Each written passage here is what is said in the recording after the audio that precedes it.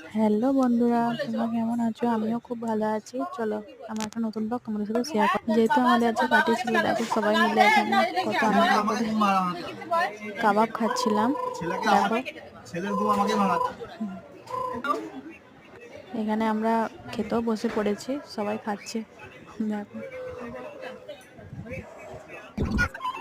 তারপরে আমরা কৃষ্ণ মন্দির যাবো বলে ঘুরতে বেরিয়ে পড়েছিলাম।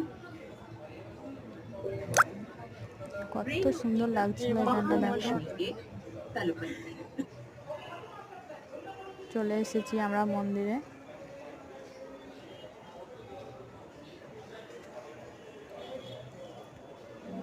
দেখো মন্দিরটা কত সুন্দর লাগছে।